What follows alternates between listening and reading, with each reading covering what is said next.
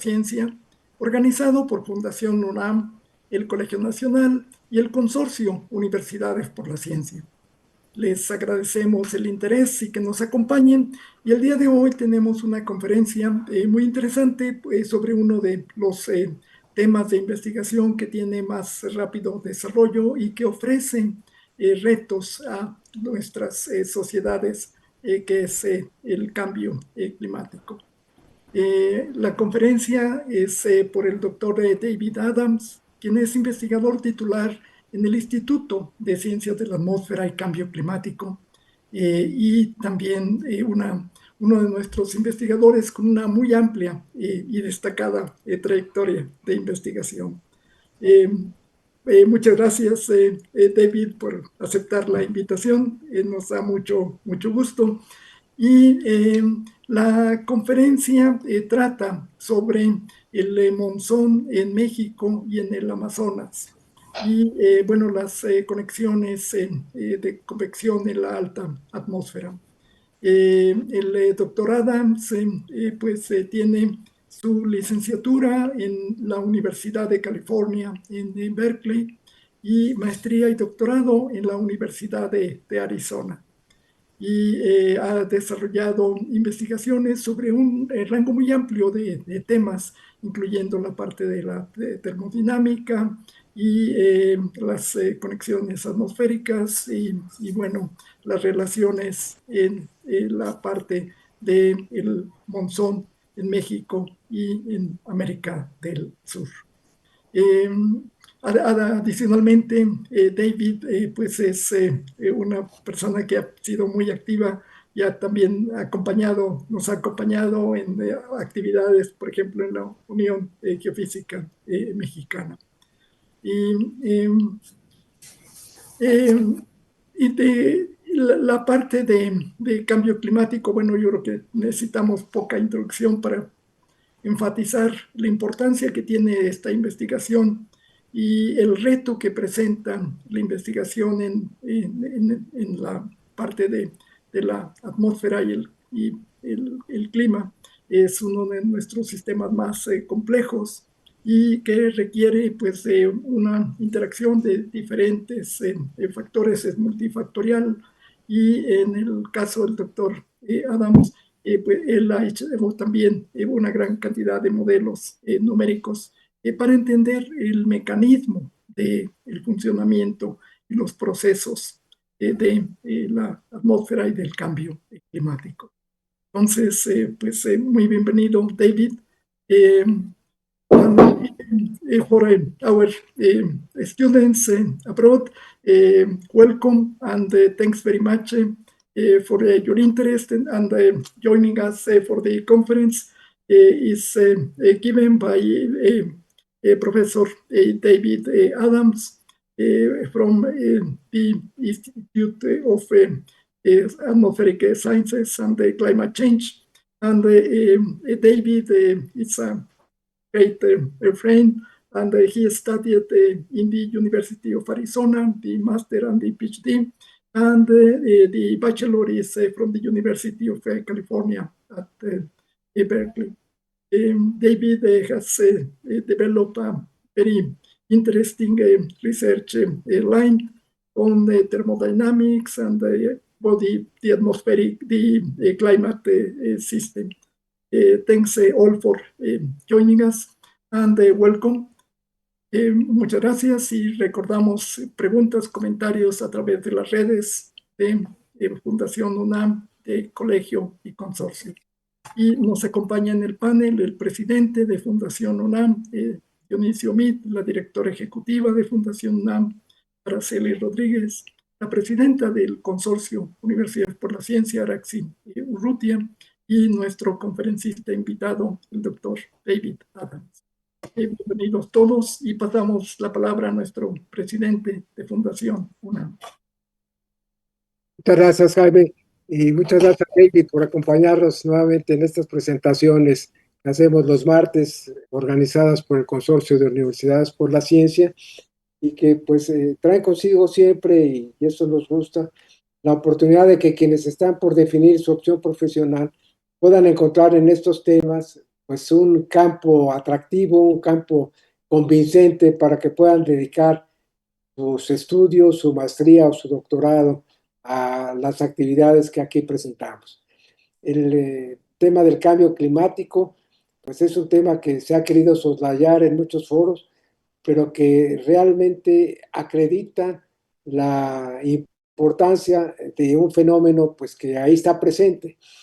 Justamente en la Ciudad de México y en el país inclusive hemos tenido recientemente pues verdaderos aguaceros que dicen incluso que rebasan pues todos los antecedentes históricos y que sin duda pues responden a este cambio climático que algunos quieren negar. Así que es bien interesante la presentación que hoy nos haces. Está el título definido como el Monzón en México y en el Amazonas, y seguramente hay interrelación entre estos dos sistemas y seguramente también habrá de despertar el interés de nuestra audiencia que está participando pues como oyentes en esta presentación, que tiene la virtud de ser más que un marco solamente de presentación, pues que abre la posibilidad de que se pueda escuchar el interés de la audiencia a través de sus preguntas y sus participaciones. Quiero recordar lo que otras veces nos ha dicho Jaime y David seguramente ya conoce, que en este año en que las Naciones Unidas han impulsado el conocimiento de las ciencias básicas, lo que originalmente fue un año y ahora es una década, nosotros hemos formado parte de su comité asesor, sin duda porque se ha considerado que estos mecanismos, el Consorcio de Universidades por la Ciencia y sus pláticas de los martes y el de documentales por la ciencia los jueves, pues son un mecanismo adecuado para poder divulgar la ciencia y el conocimiento. Así que pues nos sentimos muy motivados por esta presentación. Tocas un tema de relevante actualidad y estamos muy contentos, David, de poderte escuchar una vez más en estas presentaciones de los martes, y estoy seguro que estarás encantado con tu presentación y con el interés de la audiencia que habrá de participar activamente comentando la presentación que hoy nos haces. Muchas gracias a todos y muy buenas tardes. Thanks, and from the floor is yours, David.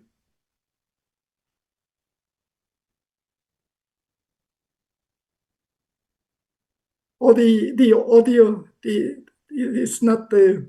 Ok, perdón. Bueno, muchas gracias por la invitación a la Fundación UNAM. Pues agradezco mucho. Pues espero que sea de interés mi charla de aquí. Voy a darla en inglés, pero pues si tienen preguntas o dudas, lo que sea en español, no hay problema.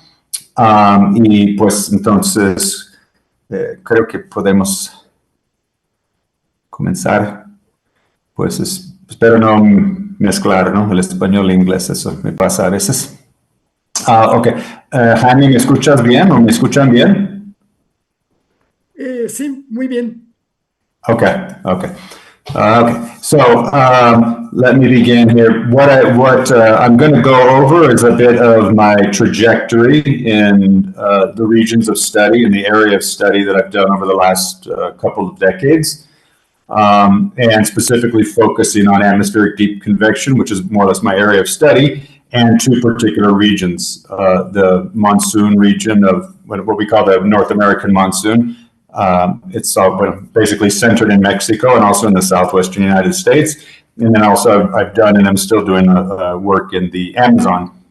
So I'll go over those. And the level, I'm keeping a very basic general level to try to motivate why we're doing these things.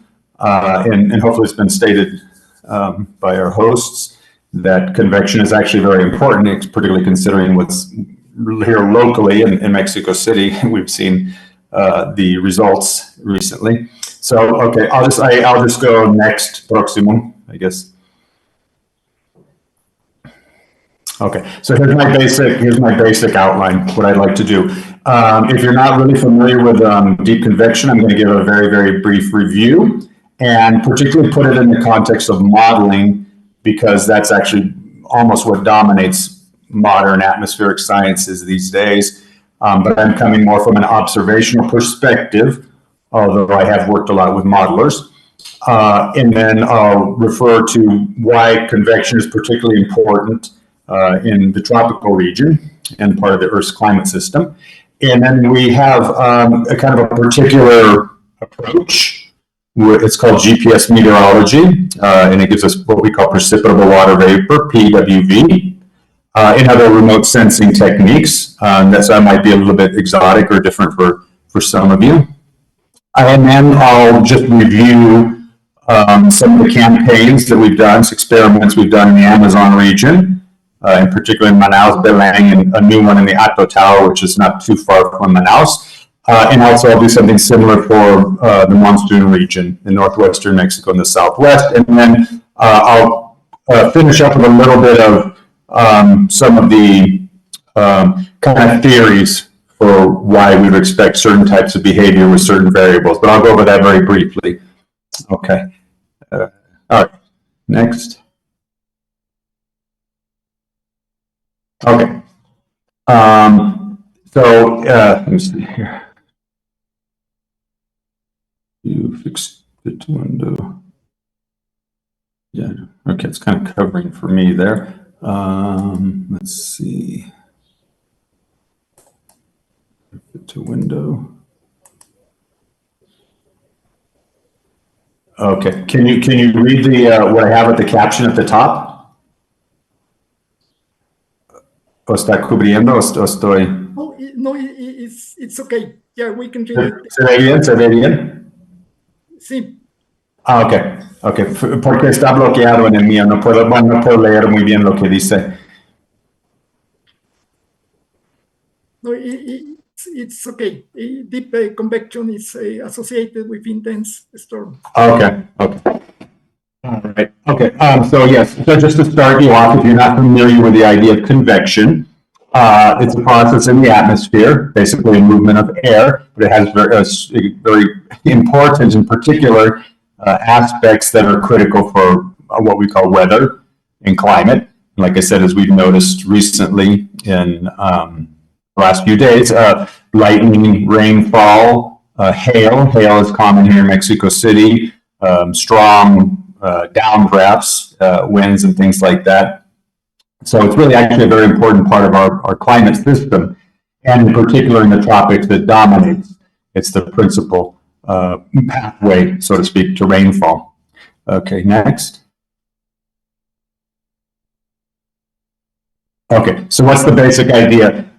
Fundamentally, just in a physical basis, convection is essentially just a mechanism for a transfer of energy. We receive, let's see, can you see my little arrow, my mouse arrow? Oh no, that's because you have it. Because I can't share my screen. Okay, so basically, the idea is that we receive energy from the sun. It heats up the surface, and if that air becomes warm enough, it becomes unstable and it can rise. And it can rise through the atmosphere very quickly, or relatively quickly, on the order of minutes to hours. And it can form these clouds that we call deep convective clouds. And so, like I said, it actually works as a mechanism for transferring heat. But it also, next,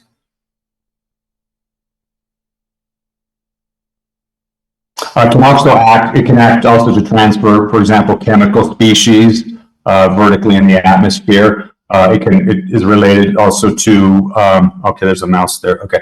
It's related to, for example, aerosols in the atmosphere. They can act as little, basically the origins of how droplets can form, water droplets. So the basic idea here with this little diagram, when you get to the surface heating, using the simple example, the air can rise, and when it gets to a certain level, the water vapor that's in the clouds and in the air mass that's rising condenses. And so it becomes water vapor. If it keeps rising, it can actually become freezing, think of like hail, and continue to rise. The reason why is what we call instability in the atmosphere, or buoyancy.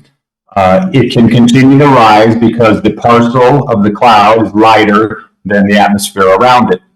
And as long as that continues, the parcel will continue to rise. Obviously, it will rise to what we would call the top of the atmosphere, where it's very stable, usually about 10 to 15 kilometers up. But in that process, those cloud droplets and little ice particles can collide and get bigger and bigger and bigger, and eventually they can fall out. And that's what we call rainfall. Okay. So this process of condensation and freezing of droplets is, like I say here, relates intrinsically to how strong the vertical motions are in the cloud. Okay, so for example, if you want to see lightning and things like that and hail, the cloud has to grow very tall in the atmosphere, the deep convective cloud. Okay, and you can see to the left over here, there's areas of movement in the clouds that go up vertically, and then movements that come down, what we call downdrafts, and that's often associated with hail or with rainfall. Okay, and also strong winds. Okay, and like I said, we can think about what we've been seeing here over the last, this summer in Mexico City in particular. Okay, next.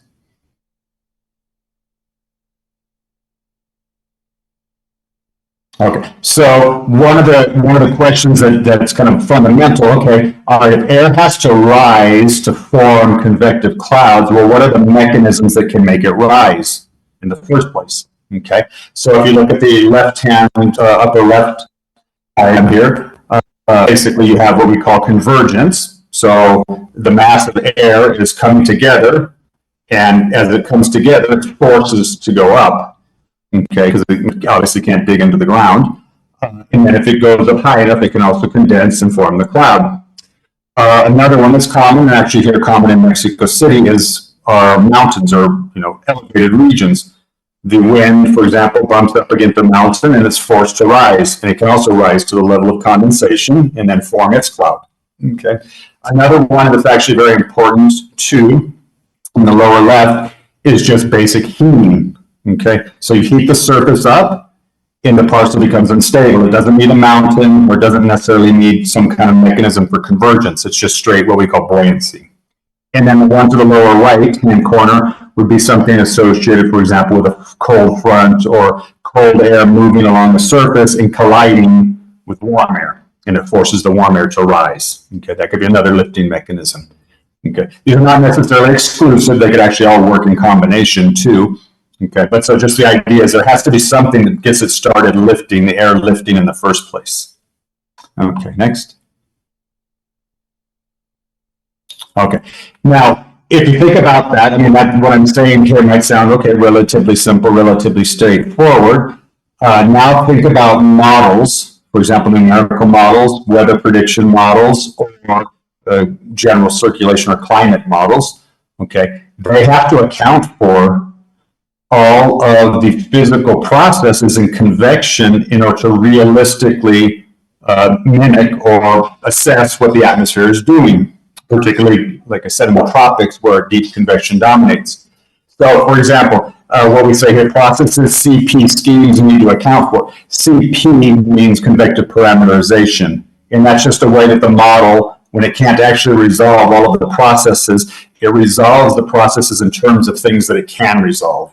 Okay, it might sound a little bit confusing, but most high-resolution models cannot resolve convection. Okay, so they have to what we call parameterize it. Okay, so for example, in the upper left-hand corner there, you have to get it to the model has to predict correctly when convection will initiate. It has to be able to grow it, so to speak, to deep convection in the atmosphere. There can be times, if you look to the right there, shallow convection, where it starts to grow and then stops because there's impediments to keep from impeding it from growing. Okay, once it does actually grow on the bottom, then you can see there's actually quite a few things that you have to take care of.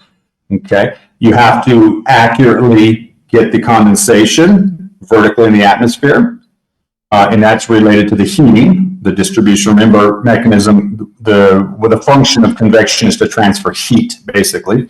Okay. You also have to get evaporation and cooling correct.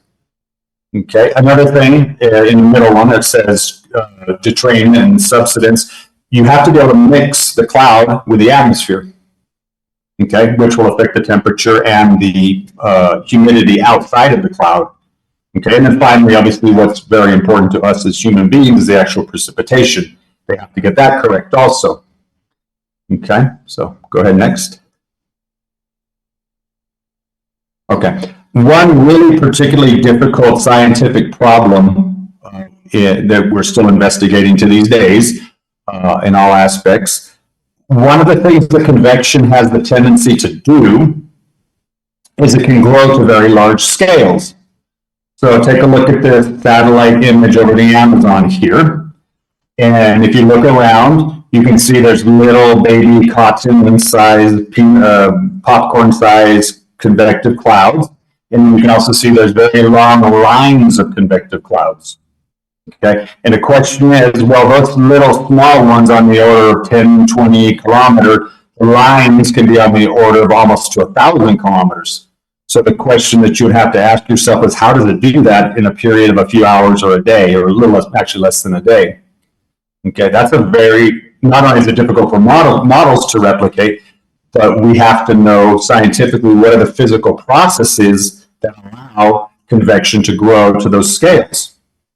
Okay, especially on such a quick time scale, considering the size. Although it's also important to mention, and I'll mention this again, the size of convective activity, a storm, so to speak, is also limited. It can only grow so big. It obviously can't cover the whole planet. Okay, so there's this kind of it's a very difficult problem to replicate in models, but it's also, we need to understand exactly what are the mechanisms that causes convection to grow, because there's debates over what these mechanisms are. Okay. All right, next.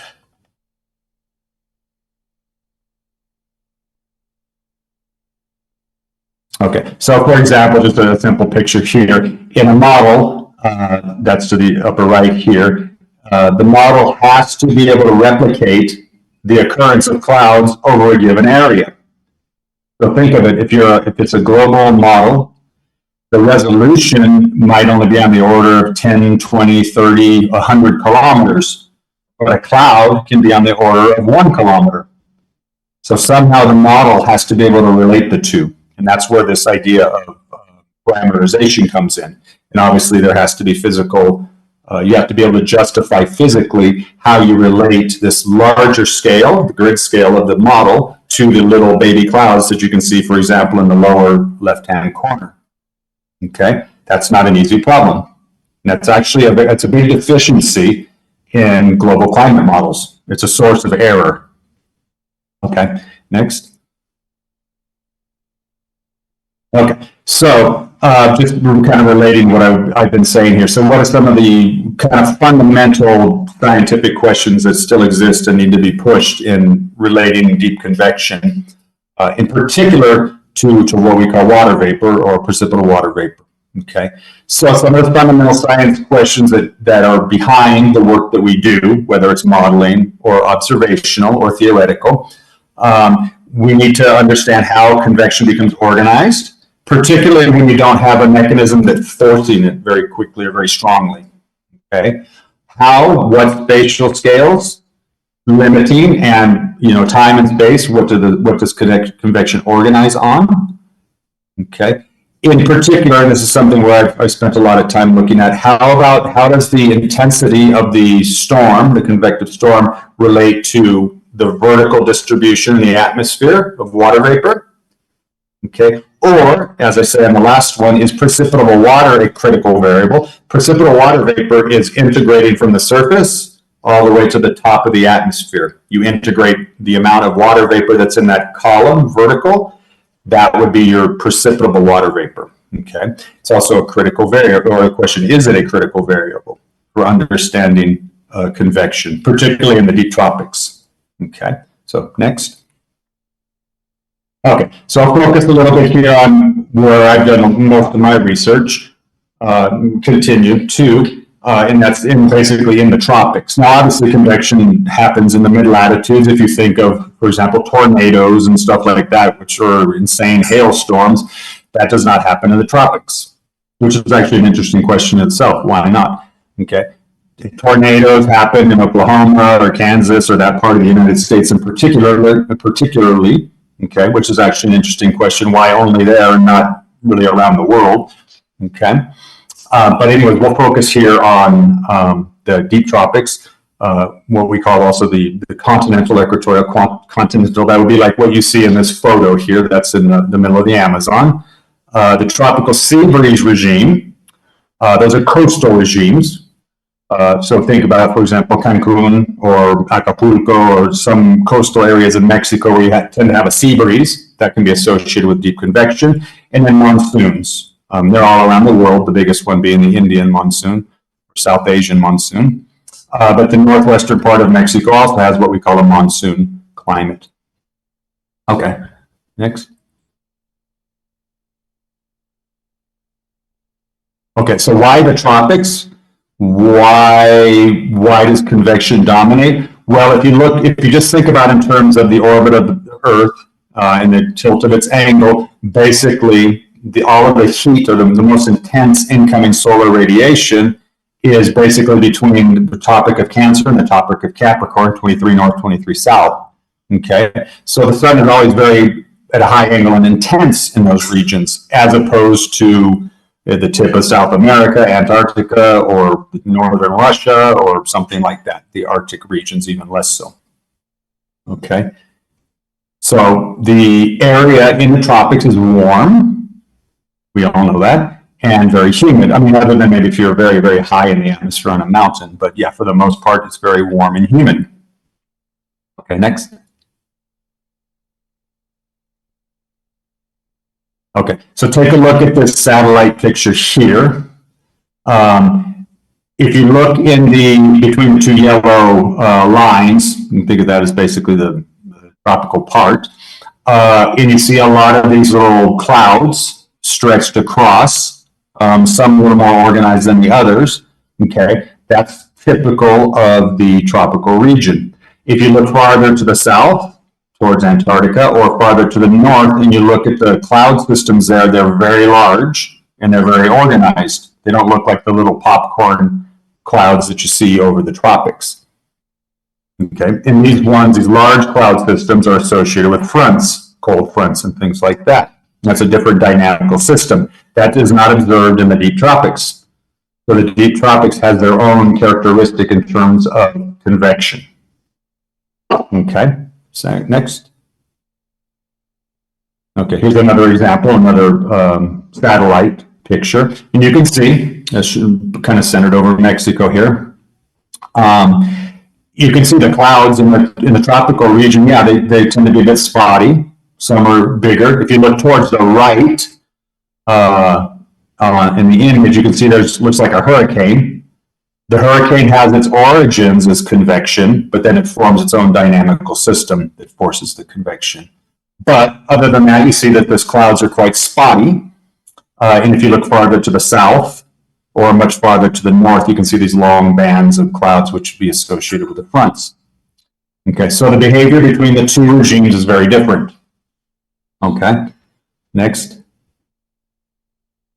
Okay, and if you look, for example, this is also based on satellite imagery, different type.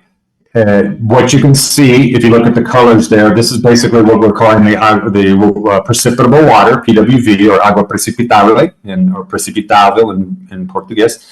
And you can see over the equatorial region, for the most part, that's where the highest values of the water vapor, the column or precipitable water vapor is. If you look over northern Africa, in the Sahara region, yeah, it's very low. That's probably not too surprising. If you look over, for example, Tibet, in those areas, it's dry and it's also very high too, so that makes it even less so. If you go very far north, it's not that it's necessarily not moist, but it's very cold. And you cannot have a lot of water vapor in a cold atmosphere. It condenses out. So the deep tropics are basically very moist, okay? And so knowing that, you might suspect that there should be a pretty strong relationship between the amount of water vapor in the atmosphere, particularly the column or precipitable water vapor, and the frequency and intensity of convection. Okay, so it might be the critical or a critical variable to examine. Okay, next. Okay, so maybe just a little math quick here. If you want to talk about convection, again, we know that it's basically, or I've stated that it's basically a transfer of heat. Well, it also is fundamentally related to the water cycle or hydrological cycle in the atmosphere. Okay, so if you look at the conservation equation here on the top, you have the time rate of change of what we call integrated water vapor, which is more or less the same. I'll describe it in the next section here. The column water vapor. The second variable is the QC, that's basically clouds.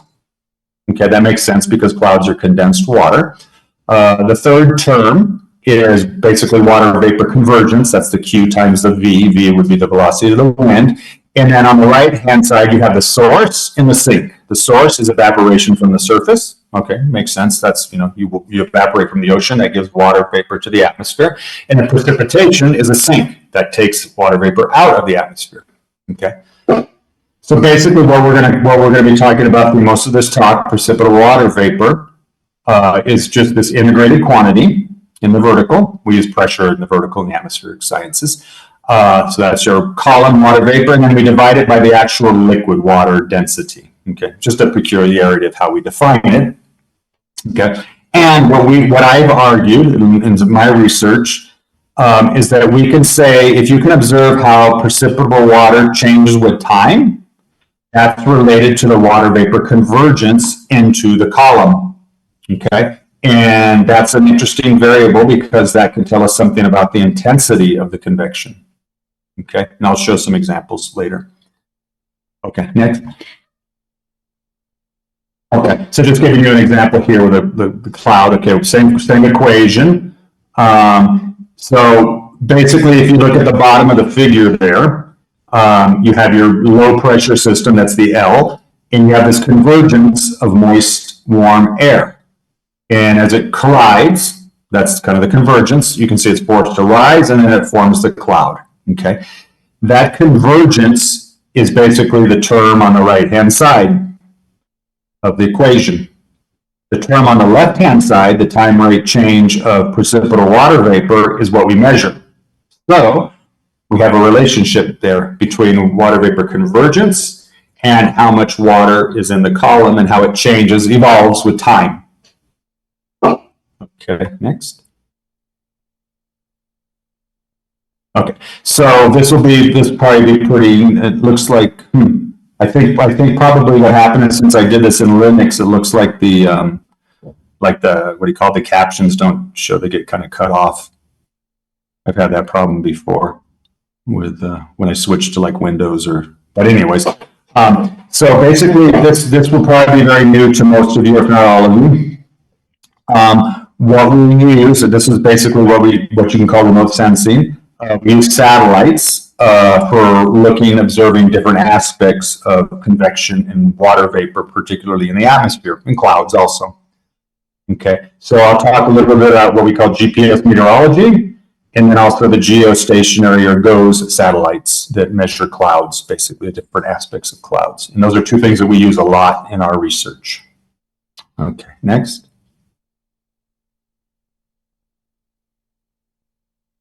Okay, so this is probably, like I said, probably be very new to most of you. You could probably ask yourself the question, what do GPS satellites have to do with weather, convection, water vapor? What's the relationship? Well, basically the idea is that the satellites, and there's many, and there's actually many constellations now, European, Chinese, Russian, the US GPS one. And so what happens is the GPS satellites are all over the place. And they send a signal to the ground that gives the position so that you can actually measure the position of where you're at relative to the Earth. And when it does that, the emitted signal has to travel through the atmosphere. Well, the ionosphere first, and then down into the troposphere. Okay. Well, there's a certain aspect. There's what we call a delay, or an increase in path length, because some of the signal is absorbed by the atmosphere due to the water vapor. It's in microwave range, radio microwave. Okay, so the atmosphere has a certain amount of refractivity that's basically related to how much water vapor you have in the atmosphere. So that's the N variable there. Okay, and there's a formula, kind of straightforward, where you have pressure and temperature, P and T, and then E is water vapor pressure, and then T squared, temperature squared. And we can use that relationship to actually calculate how much water vapor is in the atmosphere. Total column, not the vertical structure, but the total column. Okay, and if you look on the figure to the left there, you can see, well, obviously the satellites come in at an angle. The lower the angle, the longer the path of the atmosphere it has to travel through. So what we actually do is we project it into the vertical, because that's what interests us. Okay, so all the satellites are sending, like you can see on the right-hand side, they're sending from all kinds of different angles. And then basically what we do is kind of take, for lack of a better word, take an average of what's in the vertical. And that gives us what we call precipitable water vapor. Okay, and the nice thing about the GPS is that they work when it's raining. Other types of instrumentation don't work when it's raining. So it's not really affected by clouds and rain in any serious sense. And even nicer or more helpful is it's very high temporal resolution. We can get the column water vapor every 5 minutes. And when a thunderstorm is typically on the order of an hour, a couple hours, data every 5 minutes is a nice quantity, a nice frequency. Okay. Okay, next. Okay, so here's just kind of a diagram of how we actually do it. Okay, so the zenith neutral delay there to the left, that's the delay due to the water vapor. If we can measure the pressure locally, that gives us kind of, it's basically the mass of the atmosphere in the vertical. And if you assume that the atmosphere is not moving up vertically radically, which it doesn't do over large space scales, so that's fine. That's what we call the hydrostatic balance. From those two, we can subtract those from the neutral delay and we get the wet delay. Then the wet delay, if we have a temperature profile of the atmosphere, which is pretty stable, doesn't change radically, and this pi thing here is just basically related to your elevation and your latitude. From that, we can calculate the precipitable water vapor. Okay, and as you can see, it's very high temporal resolution. Okay, next. Also, the GPS is also very important for our friends that work in geodesy, or that think of Mexico, that work with earthquakes, sinking, subsidence. So it's actually, the GPS actually serves a lot of different aspects of the earth sciences. Okay. Now the GOES satellite, this is interesting. So this is a thunderstorm. Actually, I think it's over Oklahoma, if my memory doesn't fail me. We have different channels, infrared in particular, that if you look at the cloud that's evolving there, you can see it's in different colors. But basically what those colors, kind of represent here is how cold the cloud is. How cold the cloud is how deep it is. And the deeper it is, generally, the more intense the convection is. So it's also a nice measure of the temporal evolution of a convective system, as you can kind of see here. With this convective system growing over the region. Okay, so we use this technique with the infrared channels to withdraw or to draw out the cloud top temperature. And that, like I said, tells us something about how the convection is growing with time, or dying out. You can see this cloud eventually dies out. Okay. Okay, so next. Okay, so basically, we carried out over the last, basically since about 2006 or 7 or so, we started carrying this out in the Amazon region, and I'll talk about 2 specific places, Manaus in the central Amazon, and Belém, which is our coastal sea breeze regime. Okay, and we set up a dense network of GPSs, also in cahoots, so to speak, with other experiments that were going on, like the GPM Shuva experiment. Okay, next.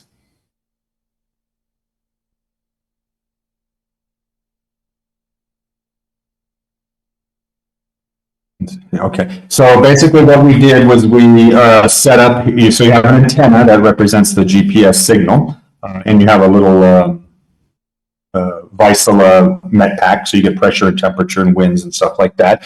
And we set this up at the INPA in Manaus. That's the National Institute for Amazon Research. Okay, and that lasted for about 3.5 years. Next. Okay, now there's a problem in the Amazon. There's not a lot of good places to stick stable GPS sites, neither energy nor stability. Okay, floods a lot. Okay, as you can see the cows in the water over there.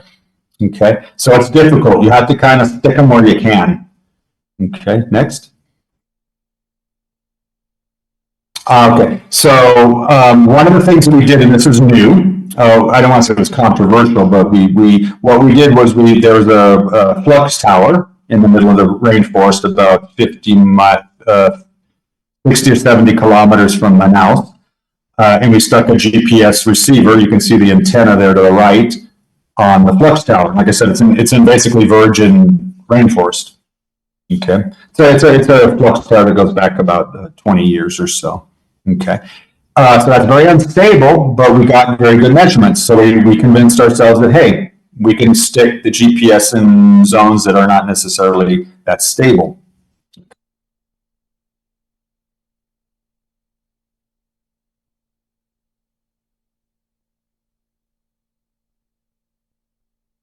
Next. Okay. Also, like for example, like I said, it floods annually. So one of my students, when we were in Manaus, her house was in a zone that gets flooded all the time. I guess it's the same word in Portuguese and Spanish, de palafitas.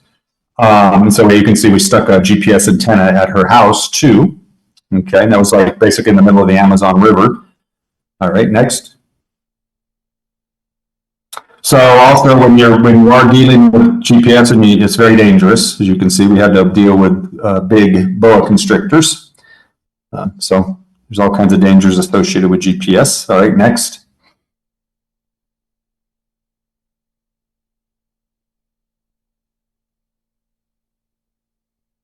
Okay, so our first network we set up in Manaus. That's basically Manaus you see in the center. And like I said, we were stuck because it's surrounded by rainforest. We had to stick them where we could stick them. No, and you can see the Amazon River there, and what they call the Rio Negro, and then the Solimões, and then when they come together, that's what the Brazilians call the Amazon River. No, and so we had about 20 stations there, and you can kind of see the size of the network. Okay, next. Okay. Another interesting thing about using the GPS this way is you can actually track water vapor as it moves across the atmosphere.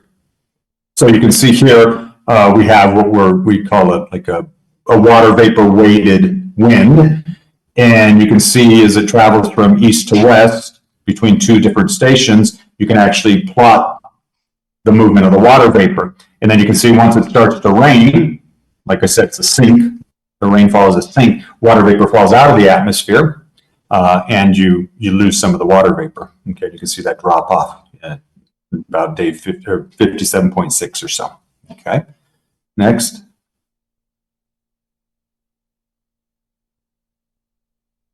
Okay, so something I mentioned a little bit earlier is how do we understand the time scale and space scale over which convection evolves. Okay, so you can see to the left, upper left, those are small little baby cumulus clouds. Then they start to grow, and then on the lower left, they start to get very big, and then in the lower right, a very big, fully developed cloud with probably thunder and lightning and heavy rainfall. That happens on a certain time scale. Now, if you think about models, they have to get all this evolution correct. That's difficult. And to this day, that tends to be a problem still in numerical models, even weather prediction models, which are much higher resolution. Okay, next. Oops. Okay, so one of the first experiments that we did, you can see here, the red line is the cloud top temperature. That's what you take with the satellite. And the green line is the water vapor, precipitable water vapor. And what we did was kind of basically a climatology. We took 300 events over the Amazon and tried to come up with timescales. Okay. And the bottom is basically T0 is when you have the heavy rain, T equals 0, and then you go backwards in time. Okay. And what we came up with is that the shallow to deep transition takes about 4 hours in the Amazon. It's very consistent. So if you're a model, a numerical model, you have to be able to replicate that. If your model does not replicate that properly, then you know that there's something wrong with your model. So we use that as kind of a metric for modelers and other people to look at and to try to compare their data with. Okay, next. And we also did it, remember this was a network, so we also did the same type of experiment over the whole network to see what the spatial evolution looked like. And so we looked at basically these are PWV anomalies that it would be, you can think of that as convergence, water vapor convergence or convection. And you can see with time, if it's T-5, T-4, T-3, and down all the way to T0, T0 is when the thunderstorm is happening, you can see that the precipitable water vapor becomes more converged. And that is what is basically represents convection. And what we showed that the spatial evolution was also at a 4-hour time scale. So they were totally, even though they're independent, they were totally consistent. Okay. Okay, next. So we did another experiment, and this is in the tropical sea breeze regime of Belém. Okay, same period. This was associated with another big experiment, the global precipitation measurement. Okay, and we wanted to see how the ocean played a role. Ocean's a little bit to the north there. Okay, next. Okay, so here comes a big squall line coming in off the coast. That's a very common phenomenon in Belém. It's very strange. Well, I wouldn't say strange is the right word, but it's very interesting that it rains almost like the same time every day. They have an expression there in Belém, which is basically, should we meet before or after the rain? So they can use it almost like a clock. Okay, next. So basically we took our stations, and so you can see this is basically Belém here, and here's a couple stations separated by about 100 kilometers, so to speak. And you can see for convective days to the left, you can see a large increase in the solid lines, that's precipitable water, and a large decrease in the CTT, or the cloud top temperature, and that's the cloud growth. So a similar behavior. You get very large increase in water vapor, precipitable water vapor, and the clouds grow. Okay, and then they propagate. That's why you have the time evolution there. To the right are days with no deep convective activity, and if you look, yeah, all right, the water vapor just doesn't change that much, and the clouds don't grow that much either. Okay, so all right, that's good, a good use, we would argue. Okay, next.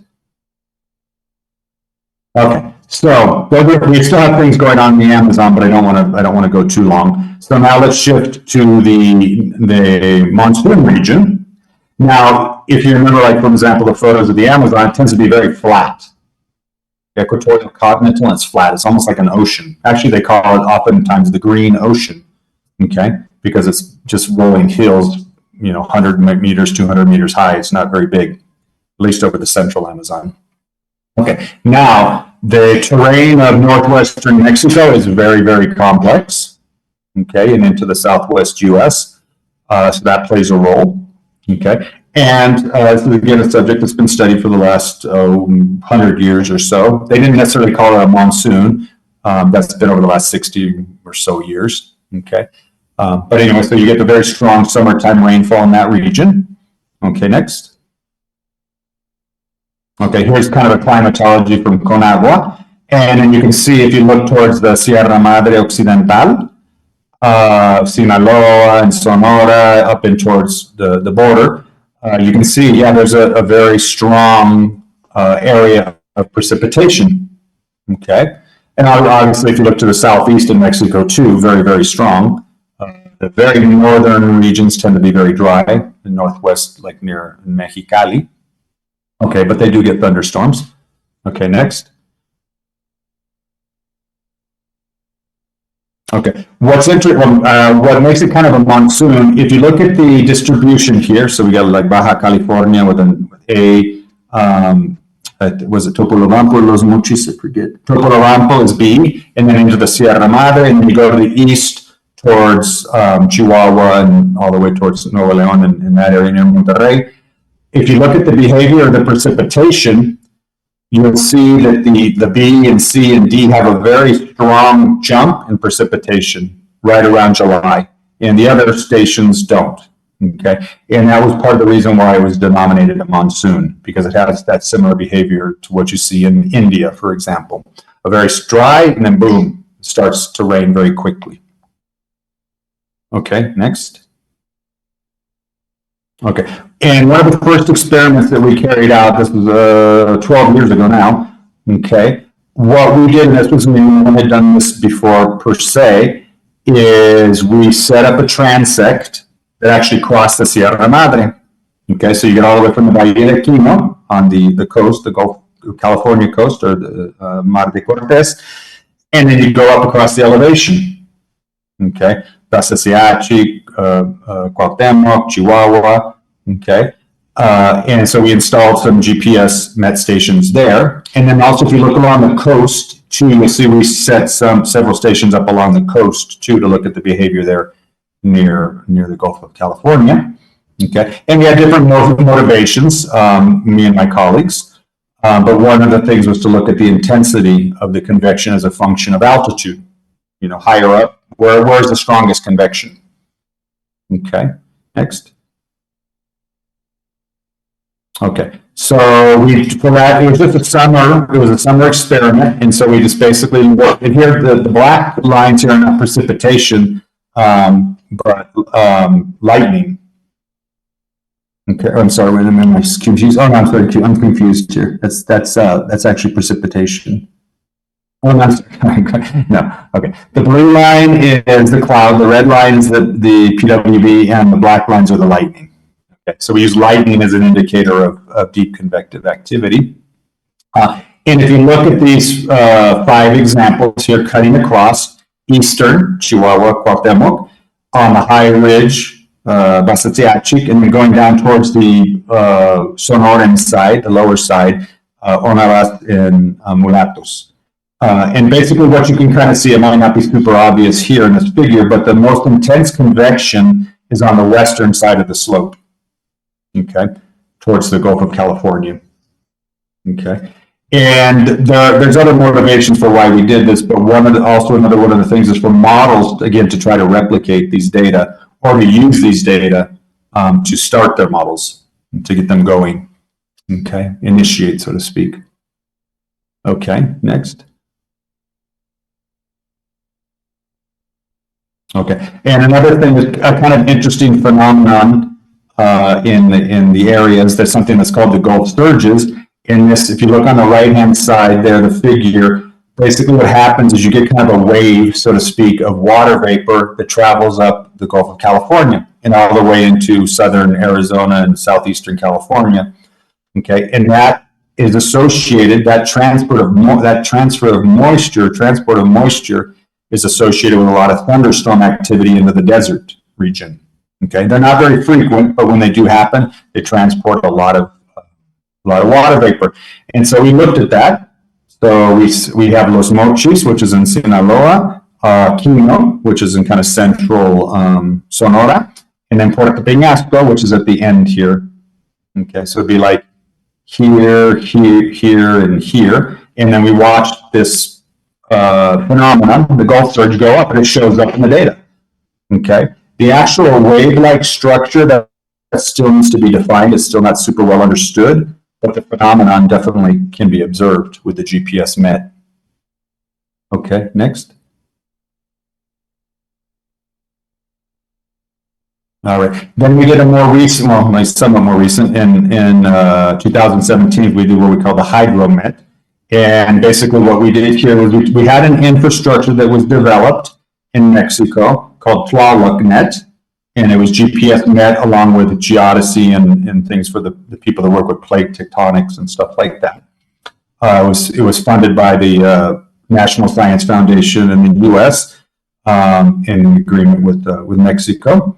And then we set up some of our own sites too, okay, to take a look at. Now here, this was different than the other ones because what we wanted to do was to look at how does the surface contribute to moisture in the atmosphere. There's a lot of debate about that. This is a very hot topic and very debated, okay, and can be controversial, okay. Next.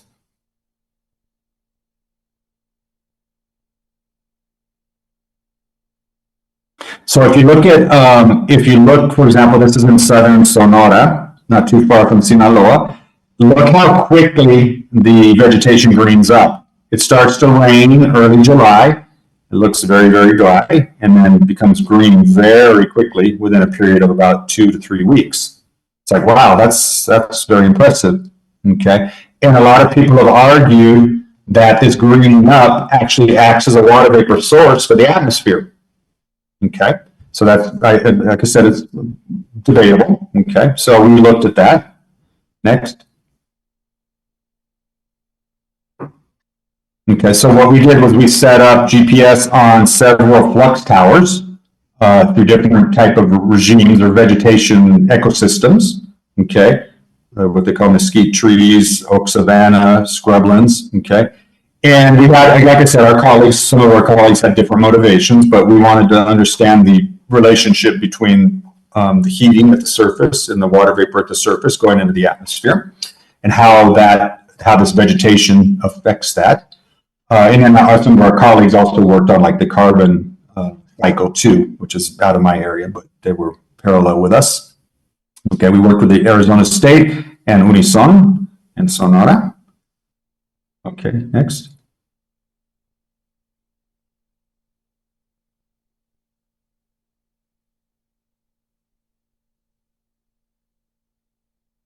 Okay, so from one of the sites, this is in Rayon, Sonora, we took a look at the latent heat flux. That's basically the evaporation from the surface and from the plants. A lot of cactus actually there. And take a look, decimal day. This is basically early July till mid to late September, and precipitable water in the blue, and latent heat flux in the red dotted or dashed. Okay, and you can see there's a pretty close correlation between the amount of water vapor in the atmosphere, the total column of precipitable water, and the amount of flux at the surface. Okay. When you cut down to a smaller time band, like mid-July to mid-August, the relationship is not quite as clear. It's kind of hit and miss, low days, high vapor, so it's not quite as obvious. Okay, next.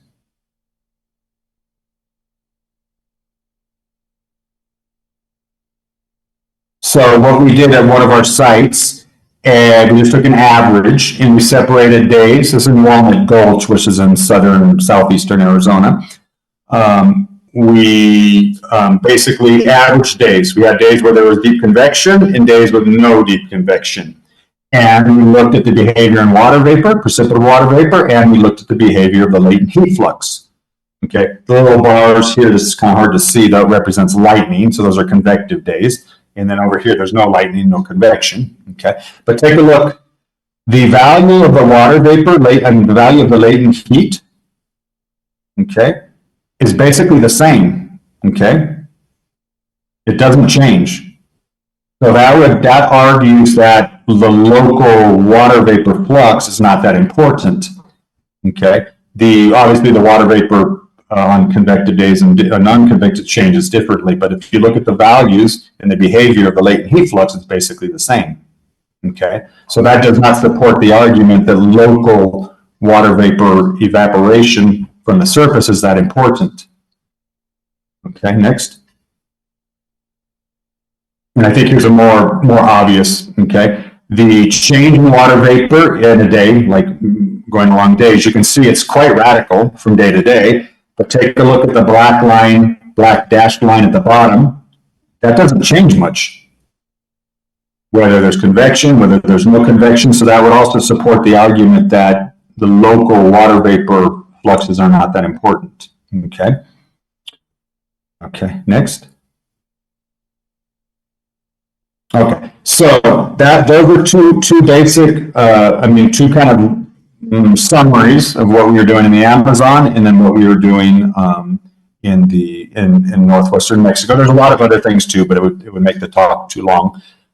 So what I wanted to shift into to kind of close out a bit would be also the PWV, precipitable water vapor with GPS, can also be used for testing out theories, or what we call theories, basically to try to understand the behavior between the environment and how convection behaves. Okay, one theory by David Raymond, who's actually spent some time here at the UNAM, is called thermodynamic control. And what he shows, if you look at this figure right here to the right, is something that's, you can basically, it's analogous to, it's called saturation fraction, but it's analogous to precipitable water vapor. And what he shows is there's a very strong kind of exponential growth, okay, with rainfall and the amount of water vapor in the atmosphere, okay? And it's based on a bunch of different types of observations. Okay, next. Another theory is called self-organized criticality, and that basically kind of comes from statistical mechanics, or is like thermal physics. And the basic idea here is that you have the atmosphere, like we say, slowly driven, is driven by some kind of forcing mechanism. That could be like solar energy, okay? You evaporate the water vapor is stored in the atmosphere, and then suddenly it's released in convective showers. Okay, that could be kind of an analogous model for understanding tropical convection. All right, next. So a different theory. And so we can argue that looks like, I misspelled the word there. Tropical deep convection is a balance between this forcing at larger scale and the rapid release of buoyancy. And buoyancy just means the air ability to move upward, okay, by moist convection. And what Peters and Meade argue is that this has the same kind of behavior as a critical point of a continuous phase transition. Now, if you look into your basic physics of thermodynamics, you can get to that point. Okay, next. And so it has this kind of behavior for the self-organized criticality. You basically have your water vapor, and it rises up and up and up. This is the variance, okay? And it's associated with strong rainfall events. And so these two things have to line up like this. The variance and the precipitable water vapor, rainfall, have to line up in this manner, okay? All right, that's something, and it has this kind of formula right here. And this beta is a universal exponential constant, okay? If you plot it on a log-log plot, it's straight lines, okay? So, okay, next. We looked at this for our 3.5 years of data using GPS, the GPS Met site.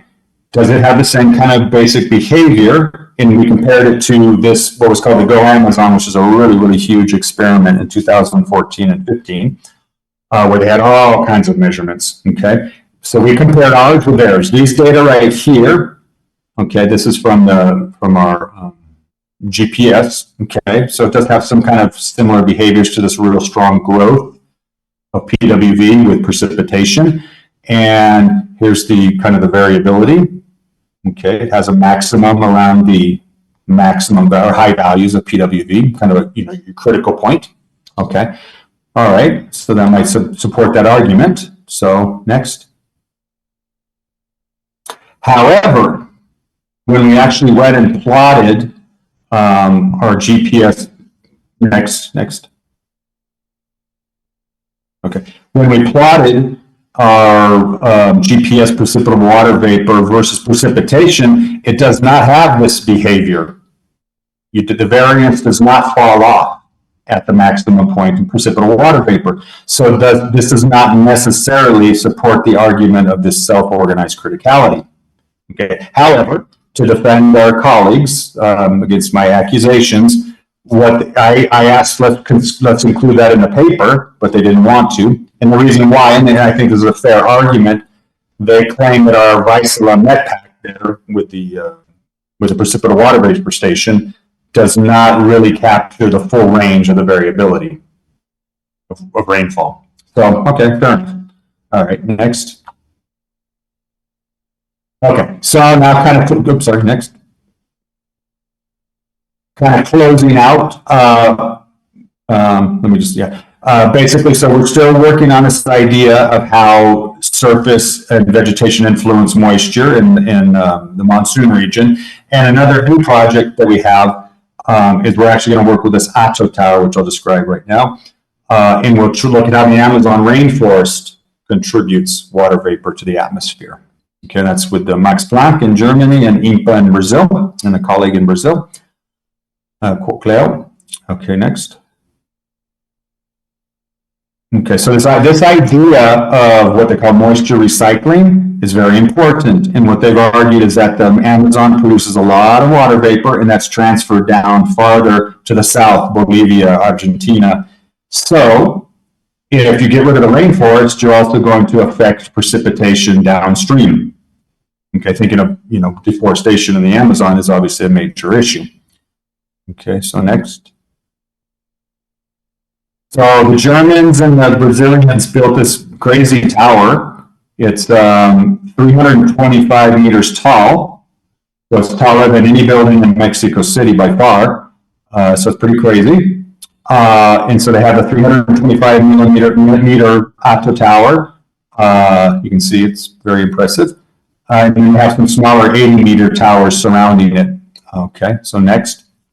So what we're going to do, we climb to the top. It takes like 50 minutes to walk to the top. Okay, but obviously you have a pretty good view once you get up there. And so what we're going to do is stick some GPS on there to look at what we did in the monsoon region. Okay, so that's something we're still working on. It's a little hard to get things going sometimes. Okay, in the Amazon. All right, next. So I think that's basically it. That's all the things that I wanted to cover. If there's, I hope everything was clear, that wasn't too much information in too little time. Okay, but if you have any questions or you're interested in, if you want to see any of the papers or any of the data, let me know. There's my email there that I use more than my institutional email. Okay, so, okay. Any questions? And like I said, it could be Spanish or English, it doesn't matter. Okay, well, thanks very much, David. It's really very interesting. We have several questions. I will try to organize them. Well, there are questions about the effect of the scale.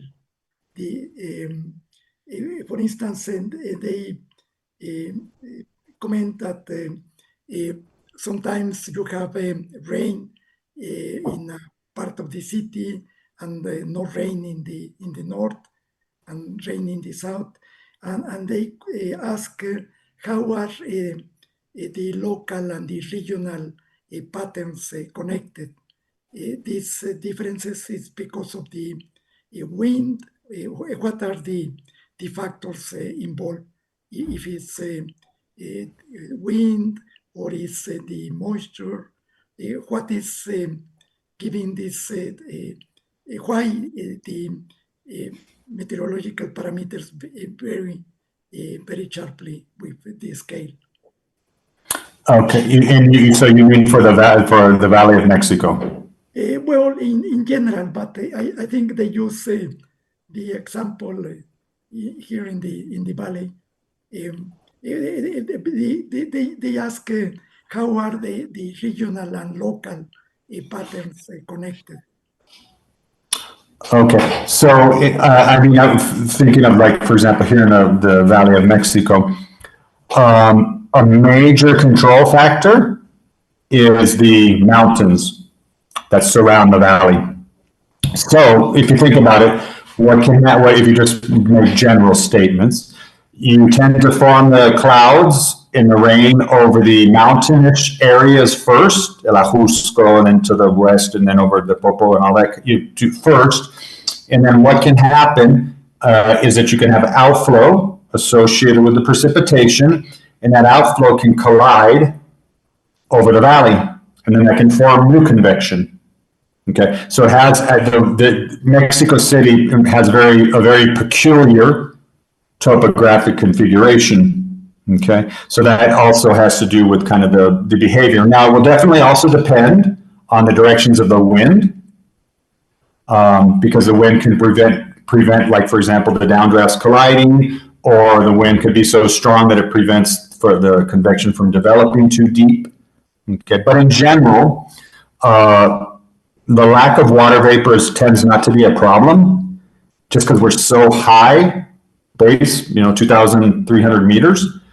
And then if you go down, you're at, Acapulco, and it's very hot and very humid. And you go down to Veracruz, and it's very hot and very humid. So that moisture is always kind of available, at least, possibly at this time of year, but I would say the peculiarities of what happens here in Mexico, at least in terms of the geographic distribution, has a lot to do with the topography and the valley form itself.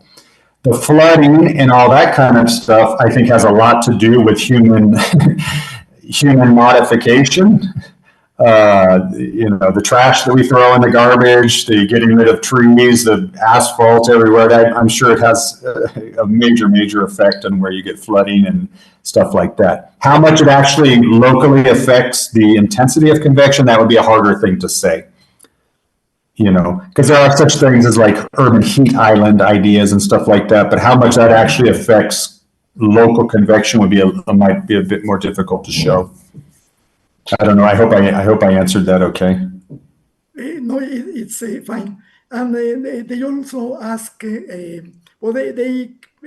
make several comments on, they were surprised to learn that the monsoon is more restricted to the tropical zone and not in the polar regions.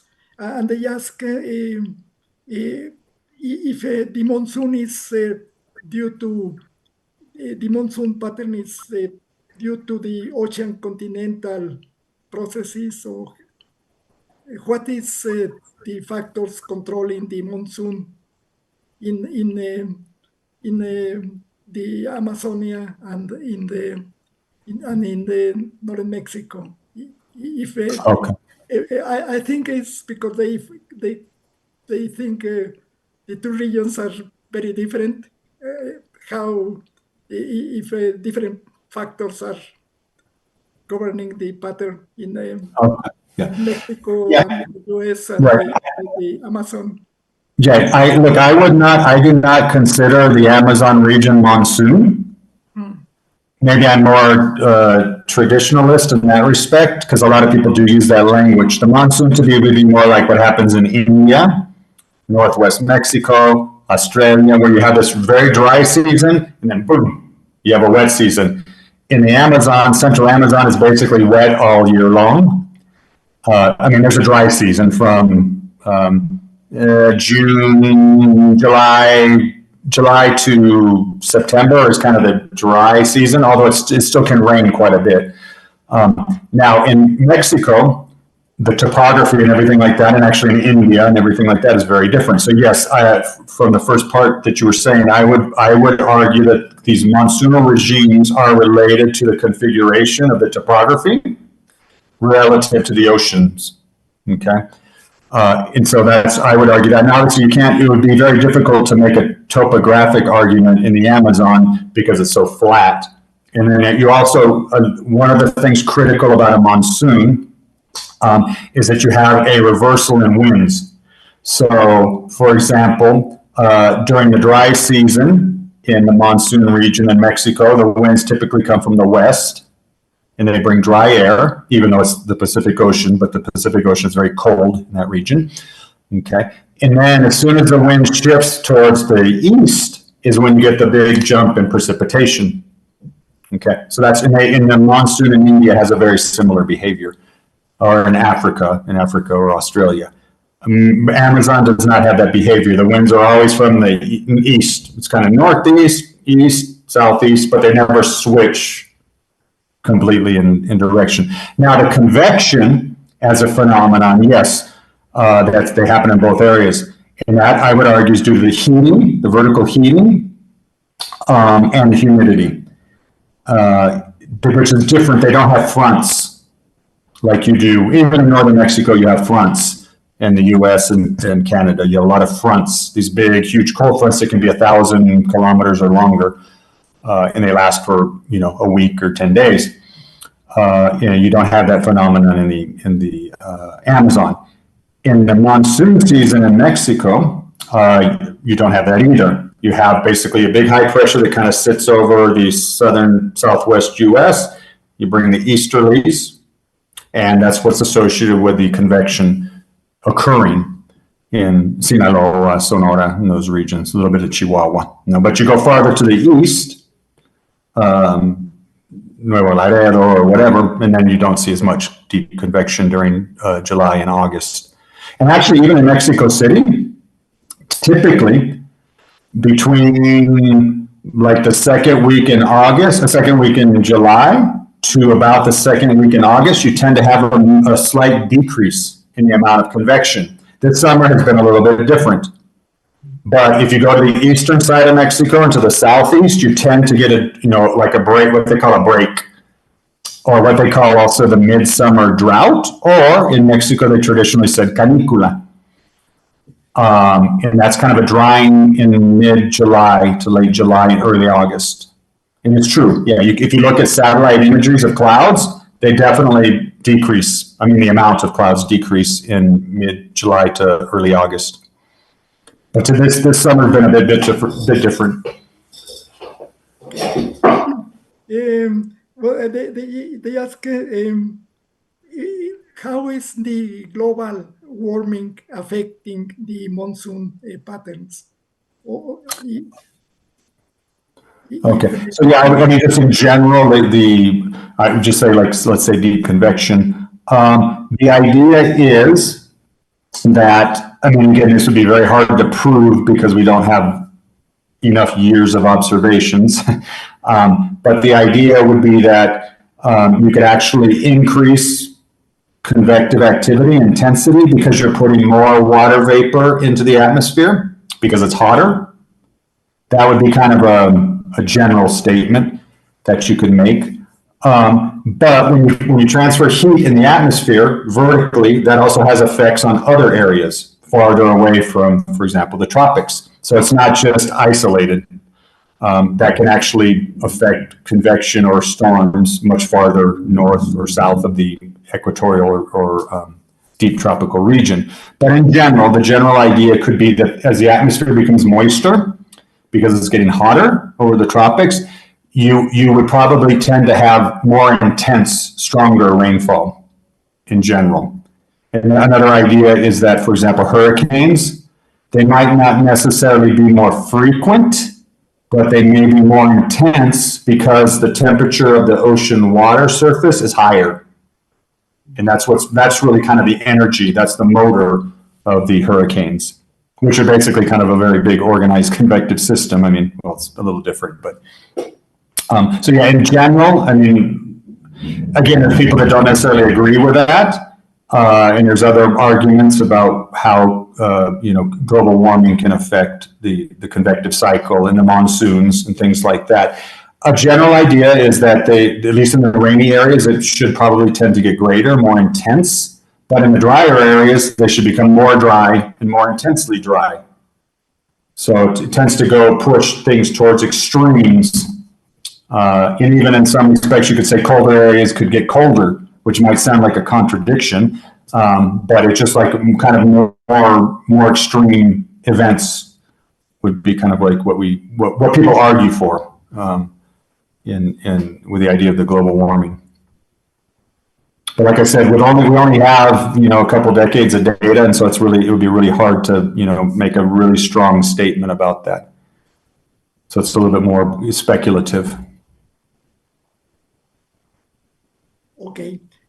Well, there are questions about the GPS meteorology. Well, they make a comment that they are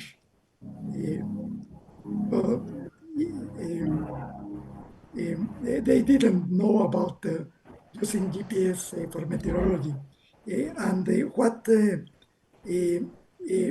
the objective GPS experiment you conducted in the Gulf of California and the Sierra Madre. What were you measuring? If you were comparing GPS measurements at the coast or in the mountains, they make a comment that they were lost in what was the objective of the GPS transect. Oh, okay. Yeah, the GPS transect, I mean, there are different motives, but I had my personal motives and then also my colleagues, Arizona, University of Arizona, Unison, Autónoma de Sinaloa. So UACJ and Juarez, other people have their own motives. But one of the, when they did the name experiment back in 2004, one of the things that they failed to do was they didn't actually set up stations across the Sierra Madre Occidental, which is kind of the birthplace, so to speak, of convective activity in that region. It's where convection initiates and then travels towards the coast or sometimes towards the east. So what we were interested in knowing was how does the water vapor relate? How does it, cycle up and increase over the Sierra Madre, and how that affects the development of convection and then the propagation of convection off to either to the east or to the west. So that was a motive, and also there was a strong modeling component. The people that I work with at the University of Arizona have their own model, numerical model, much smaller scale, and they want to check that they're getting things correct in places with very, very complex terrain, like the Sierra Madre. That's very difficult for models to resolve. And not only that, there's no data there. There's no local data, on the ground. So that was another motive, in other words, to try to check models. And then also recently, there's something that's called data assimilation. And so they've been using our GPS data and they assimilate it in the models. And then they check, is their model predicting convective precipitation well, better, or worse? Okay. And we have some papers. If somebody's interested and wants to read them, I can send them to them. Where our modeling colleagues argue that including the GPS net helps predictions, makes them better in that difficult region of northwestern Mexico and the southwest U.S. So that was another motivation for that experiment. Okay, but there is some questions about the Gulf of California. One is the Gulf of California warming? If the marginal basins are also affected by the global warming? Oh, okay. I don't know myself. I haven't looked into that. I would say talk to like the people in CICESE. That would probably be the more appropriate. The people that work more with the oceans and things like that. I don't really know. I haven't looked like at the trends in temperature in that region.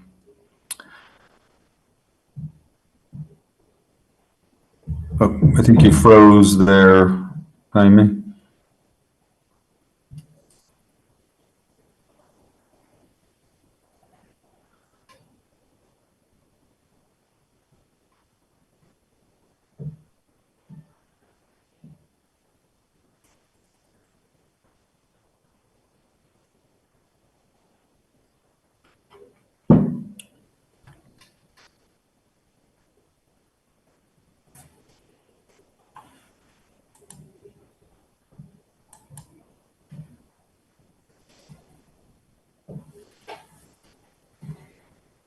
I think it froze there.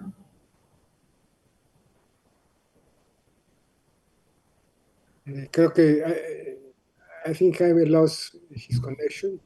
Okay. Yeah, sí se congeló, ¿no? Yes, that's the case. So I want to thank you very much for the presentation, David. I think it's very useful for our students. We are very happy you here. And we have a lot of questions about your presentation. And there is a fact in the Cambio Climático is present, and we can see it everywhere. Las lluvias en la Ciudad de México, en las sequías del propio país, en la destrucción de glaciares, se evidenciar hasta en videos, en el calor en España ahora y en los incendios que tienen precedente, en los años de sequías. Pues tal parece que tenemos mejores instrumentos para diagnosticar, pero tenemos una menor incidencia para combatir las causas, que son complejas, que son multifactoriales, que están presentes en muchas de las conductas, a veces del hombre mismo, que contribuye con sus instancias a combatir este cambio. Es interesante el experimento que está haciendo Jaime, que aquí hemos comentado en ocasiones, de ver cuál fue el impacto utilizando drones, el impacto del huracán Otis, que ya también en el cambio climático, por la rapidez en la que se pudo funcionar para hacer un huracán de pues una intensidad pequeña, una gravísima, en cosa de horas, y se estima ya que esta va a ser un patrón de conducta que pueda hacerse mucho más presente en los años futuros. Jaime está conduciendo en un programa de investigación de la mano de Fundación UNAM y de la Universidad para tratar de identificar como un programa piloto y que pueda uno enfrentar estos riesgos y estas contingencias en otras presentaciones, en otros eventos similares que puedan presentarse en áreas en las que nosotros estamos expuestos a estos fenómenos meteorológicos. Pues, agradecemos de veras mucho tu presentación, David. Lamentamos que Jaime no esté presente ahorita para poderle agradecer su participación, su contribución. Está bien. Bueno, mira, si puedes decirle pues, a los de la línea que me escriban si tienen pregunta o quieren ver pues, artículos o cualquier cosa, yo puedo pasar, ¿no? Porque dejé mi correo al final de la presentación. Lo vimos ahí. Y bueno, pues comentarte nomás que para nosotros es bien valioso porque sí siembras tú la inquietud y la semilla de más investigación, de más conocimiento, de más avance tecnológico, de más desafío en el avance tecnológico. Creo que eso nos hace. Creo que estamos pues atentos a una evolución que se mueve todos los días y que pues demanda de nuestros estudiantes una mayor profundización en sus estudios, en su conocimiento y en su investigación. Y yo creo que ese es el propósito fundamental de estas presentaciones, por lo cual nuevamente te agradecemos mucho y agradecemos también pues, a la investigación, al Instituto de Investigación de Cambio Climático de la propia universidad que nos haya permitido realizar esta presentación. Agradecerte nuevamente y agradecer a toda nuestra audiencia que nos haya acompañado el día de hoy. Muchas gracias y muy buenas tardes. Bueno, y muchas gracias por la invitación y sí, pues vamos a seguir y pues espero que pues yo tenía mucha esperanza cuando llegué aquí en México en 2012. Había un super programa ¿cómo se dice? Un préstamo del Banco Mundial para desarrollar la meteorología, clima, estudios de huracanes en México. Pero pues no se hizo nada y de hecho el Banco Mundial lo retiró. Pero los huracanes siguen, los huracanes siguen y cada vez... Sí, pues todo sigue, ¿no? Pero digo, había esa posibilidad de realmente hacer México como pues un país de mucho estudio de clima y meteorología que pues hace falta, ¿no? Ahí está Jaime. Jaime, bienvenido, estábamos dándote las gracias y lamentábamos que no estuvieras presente, pero pues al revés, nos das la oportunidad de agradecerte nuevamente tu presentación y escuchar pues tus comentarios de cierre también, ¿sí? Muy bien, pues una disculpa, se fue la luz aquí y perdí la conexión, pero ya reactivé con el celular. No, pues muchísimas gracias, David. Pues es muy interesante y pues realmente es una área de investigación pues muy activa, con pues muchos retos muy interesantes y ha sido pues muy interesante ver el trabajo que estás realizando. Muchas gracias a todos.